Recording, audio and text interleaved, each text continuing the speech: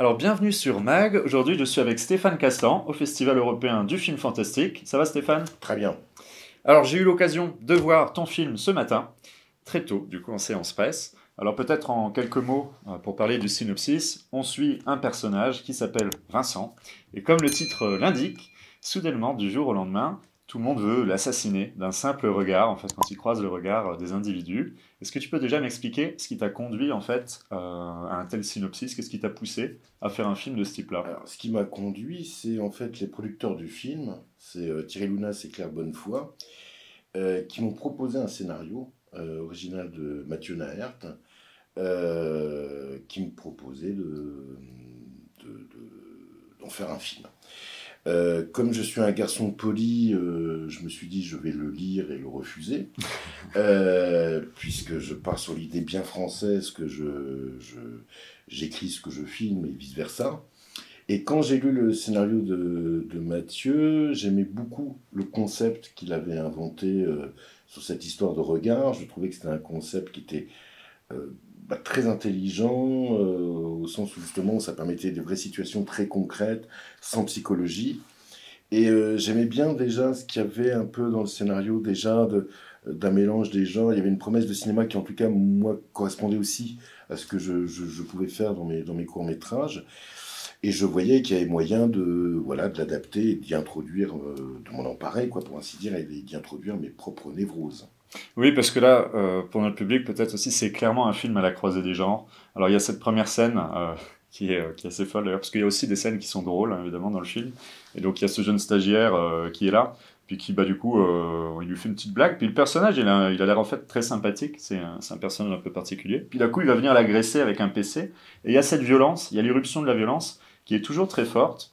Et moi, je voulais revenir sur un point que je trouve intéressant dans le film, c'est que la violence, elle est partout en réalité. Ça peut être la violence du travail, Mm. la violence des réseaux sociaux, ou alors même la violence de la société de consommation, quand on le voit, les personnages qui courent quand ils sortent du supermarché, ou même encore la violence étatique, hein, parce qu'il y a même un petit passage où on voit par exemple la police qui est violente hein, quand il regarde les infos.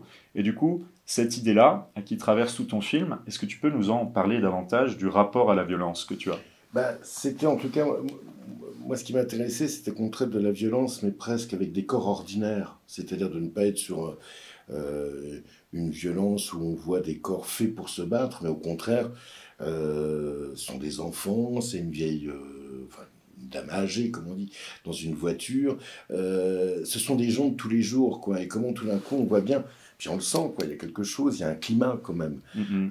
En même temps, un climat qui existe quasi depuis toujours. C'est-à-dire que moi, ce qui me plaisait bien aussi dans le film, c'était de dire que finalement, ça tient toujours un peu du miracle de ne pas tout se foutre sur la gueule. Et Mhm. que bon, les moments de paix sont plus extraordinaires que les moments où on se met dessus.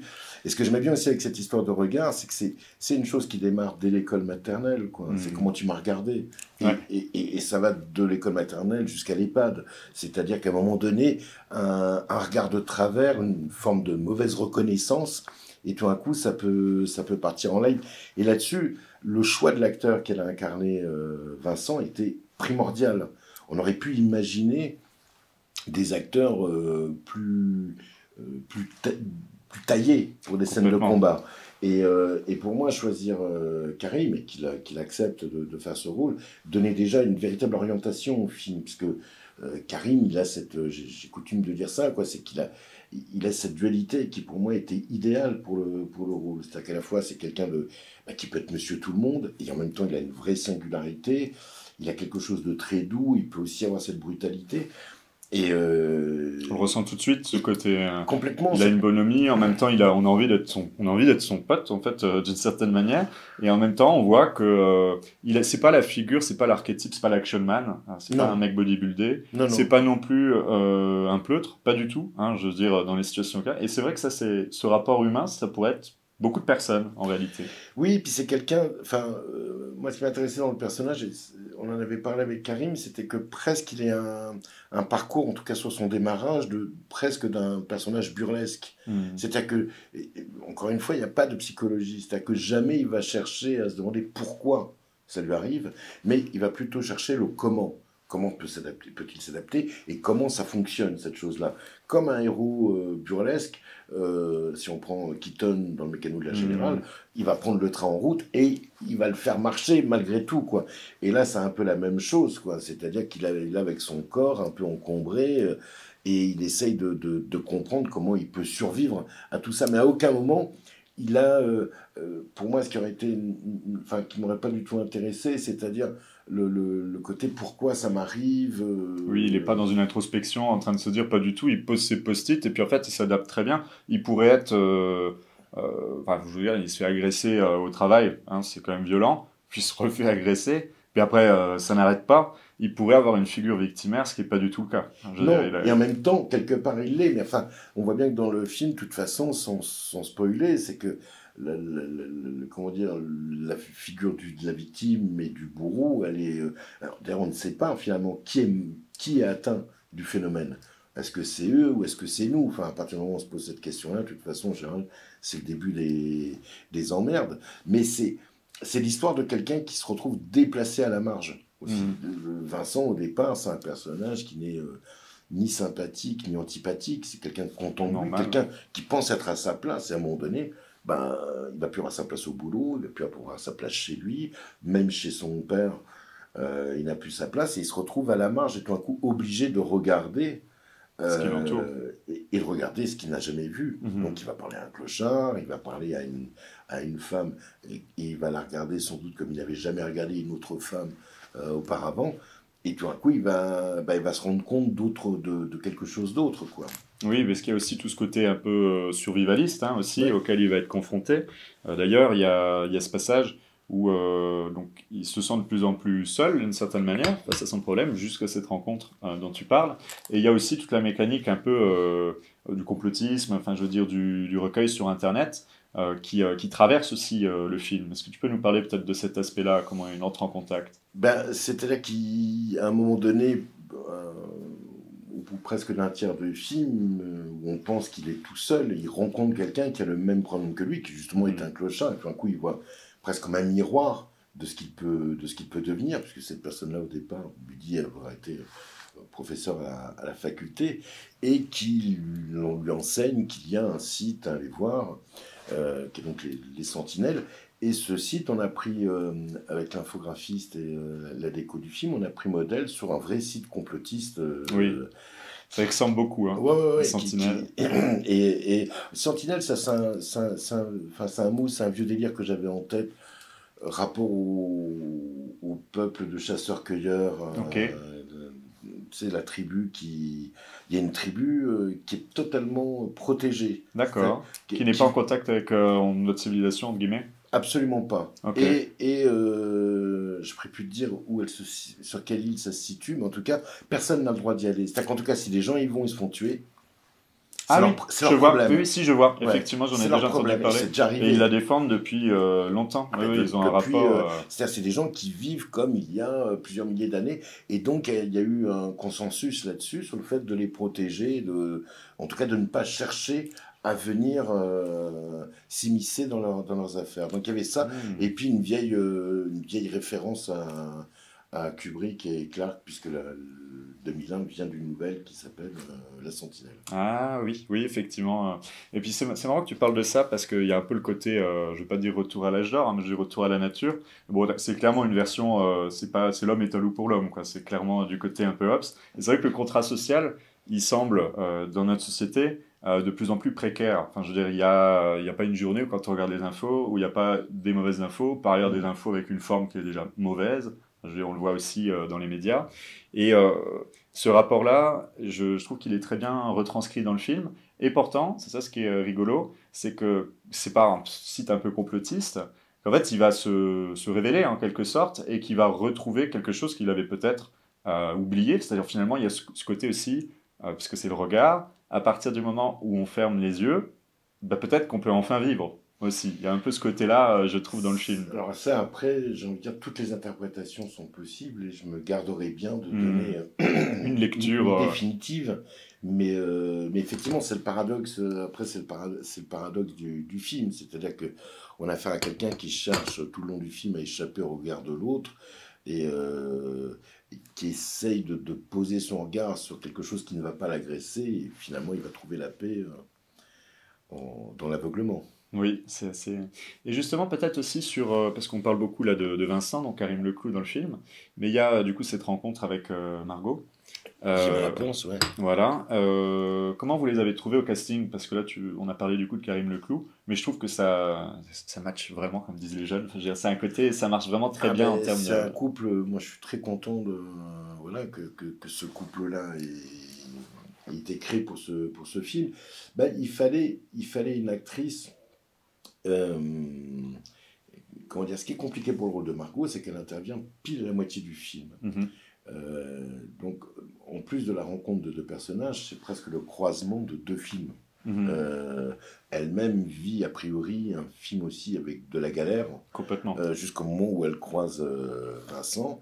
Donc il fallait une actrice déjà qui est quand même un passif avec les spectateurs, euh, et qui traîne avec elle une certaine image, et j'avais envie que ce personnage-là ait quelque chose à la fois solaire, vif, et en même temps avec une certaine profondeur. Et je trouve que Vimala elle a complètement toutes ces qualités-là.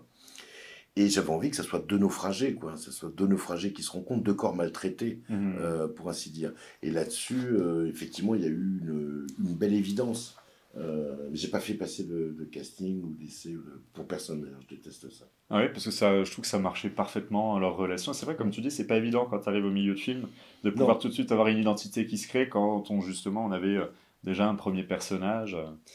Et donc du coup, peut-être pour élargir un petit peu, comme on est au Festival européen du film fantastique, peut-être sur des questions liées au cinéma en général, qu'est-ce que tu penses peut-être du cinéma fantastique contemporain aujourd'hui? C'est une question un peu c'est difficile, mais je veux dire, quel est ton rapport au j'ai fantastique? combien de minutes? Allons-y, si vous avez 3 heures. Parce que tu enseignes également, alors allons-y. Euh, je- j'ai l'impression, enfin ce qui est assez marrant, c'est on voit bien qu'il y a quelque chose qui est en train, en tout cas en France, Mhm, qui est en train de se passer, et qui est au-delà d'un coup marketing et tout, parce que c'est différents prods, c'est différents réseaux et tout, mais on voit bien que depuis Grave du Cournot, il y a quelque chose complètement. qui s'amorce, et puis qu'il y a différentes, entre les résidences justement de Sofilm, enfin, entre les prods lancés par Sony, je sais plus comment ça s'appelle. Enfin, on voit bien qu'il y a voilà, il y a différentes volontés, qu'il y a un cinéma de genre qui existe en France. Et ce qui est assez amusant, c'est que moi, enfin, pour avoir vu certains films, je vois bien enfin voilà, on a des préoccupations similaires, quoi. C'est-à-dire euh, comment aussi le cinéma fantastique s'occupe de raconter notre présent, mais d'une autre manière. C'est ce qui est assez plaisant avec le genre, quoi. C'est que ça permet de sortir un peu d'un Des certain. accès. Oui, puis de sortir d'un certain réalisme, de proposer une vision de profil presque de notre réalité, quoi. C'est quand même un peu. Ça permet de réifier la métaphore, quoi, Hmm. le genre. Et je vois bien, moi j'ai pas encore vu le film de Juste Acide, mais je vois le film de Thomas Caillet, le règne animal.